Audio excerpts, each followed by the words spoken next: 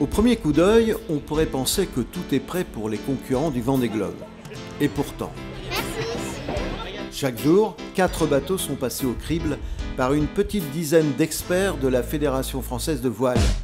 C'est un rendez-vous incontournable pour chaque skipper, une obligation, la visite de sécurité.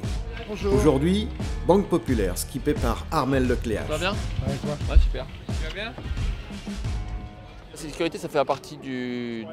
C'est l'élément principal du bateau. Voilà, et on est en solitaire, il faut tenir compte de sa sécurité, de la sécurité du bateau. On aura à être amené aussi, pourquoi pas, à être aider les autres concurrents. La course est entre parenthèses quand il s'agit de sauver quelqu'un ou de se sauver soi-même.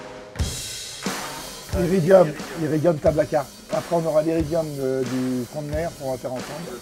Pendant plus de 2 heures, Jean-Luc Laurent et Nathalie Monnier vont vérifier une longue liste d'équipements de sécurité.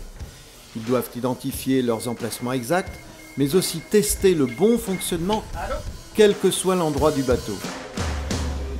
La trousse de secours et la trousse d'urgence. Bon, c'est un peu restreint là. Et on a 5 pages complètes de points à vérifier en passant du radeau par les bouées et les balises. Donc tous ces points sont contrôlés un par un par rapport à la liste. S'il manque, ils en rajoutent pour que les bateaux aient exactement le même nombre de points de contrôle et en quantité surtout.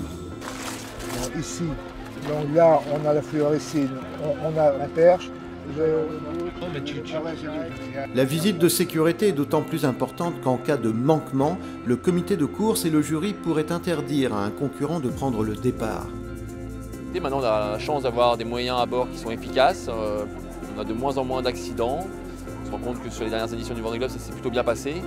Même s'il y a eu des problèmes, à chaque fois, les marins ont été sains et saufs. Donc j'espère que ça va continuer.